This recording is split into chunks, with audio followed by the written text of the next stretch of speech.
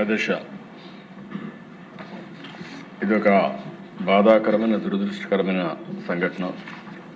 వాంతులు, కడుపు నొప్పి, మూత్రం నిలిచిపోవడం, డయాలసిస్ సమస్యతో పేషెంట్లు వచ్చారు. వీళ్ళందరూ కూడా లాలాచెరు ప్రాంతంలోని చౌడేశ్వర్ నగర్, స్వరూప్ నగర్కి చెందినవారు. క్లినికల్ పరీక్షల్లో రక్తంలో యూరియా మరియు సీరం కెరియాటిన్ స్థాయిలు పెరిగినట్లు గమనించారు. ఇమ్మీడియట్గా ఆ నమూనాలని తీసుకుని ఎక్కడి నుంచి వస్తుంది, సోర్స్ ఏంటి, అన్ని విధాలు కూడా ఎంక్వైరీ చేస్తున్నారు. ఇది ఒకసారి చూస్తే దిశ కోరుకొండ మండలం నర్సాపురం గ్రామం వరలక్ష్మి మిల్క్ డైరీ ఒక 106 మందికి మిల్క్ సరఫరా చేయడం, ఆ మిల్క్ని, ఆ డైరీ నుంచి వచ్చే మిల్క్ దీనికి కారణమని ప్రాథమికంగా నిర్ధారించారు. దీనివల్ల దేశ ఇప్పటికే 4 చనిపోయారు, 8 మంది హాస్పిటల్లో ఉన్నారు, ఇంకా 2 వెంటిలేటర్ పైన ఉన్నారు. ఇవన్నీ కూడా ఎప్పటికప్పుడు మానిటర్ చేస్తూ వీళ్ళు కూడా చనిపోయిన వాళ్ళని చూస్తే 3 అయితే 70 years అబవ్ ఉన్నారు. కృష్ణవేణి 74, రాధాకృష్ణమూర్తి 76, శేషగిరిరావు 72, రమణి మాత్రం 58. 2 మహిళలు, 2 పురుషులు ఉన్నారు.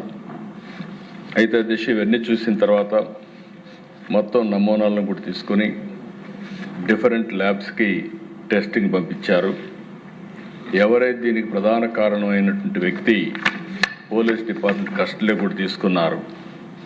ఇన్వెస్టిగేషన్ ముమ్మరంగా జరుగుతూ ఉంది. ఈ నమూనాలు కూడా state food laboratory Hyderabad, state food laboratory Visakhapatnam, Vimta labs హైదరాబాద్కి నమూనాలు పంపించారు. కేసు కూడా ఎవరైతే మృతురాలు తాడి కృష్ణవేణి కుమారుడు సీతారామయ్య ఇచ్చారు, దాన్ని ఆధారంగా చేసుకుని 194 సెక్షన్ కింద, బిఎన్ఎస్ఎస్ కింద, సెక్షన్ 174 సిఆర్పిసి కింద కేసు కూడా బుక్ చేశారు. ఇతను ఎవరైతే డైరీ మెయింటైన్ చేస్తున్నాడో అద్దాల గణేశ్వరరావు, అతన్ని పోలీసులు తీసుకుని మొత్తం కూడా ఇన్వెస్టిగేషన్ చేస్తున్నారు.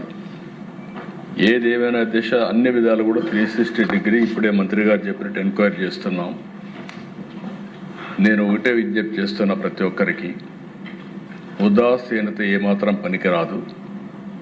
ఒకవేళ కావాలని చేసుంటే, ఏదైనా కక్కుర్తిపడి కలుషితం చేస్తుంటే మాత్రం చాలా సీరియస్గా ఉంటాం. ఒకవేళ ఏం జరిగిందో మొత్తం ఎస్టాబ్లిష్ చేసి దోషులపైన కఠినమైన చర్య తీసుకుంటాం. మళ్ళా ఒకసారి విజ్ఞప్తి చేస్తున్న, రాష్ట్రంలో ఉండే ప్రతి ఒక్కరు కూడా కల్తీ చేయడం కానీ, అడల్ట్రేషన్ రావడం కానీ, ప్రజలకు ఇబ్బంది కలిగే విధంగా ఎవరు ప్రవర్తించినా ఈ ప్రభుత్వం ఉదాసీనంగా ఉండదు, చాలా కఠినంగా ఉంటాం. ఆ విషయం గుర్తుపెట్టుకోవాల్సిందిగా మరొక్కసారి హెచ్చరిస్తూ, ఎవరైతే చనిపోయారో ప్రాథమికంగా 4 చనిపోయారు.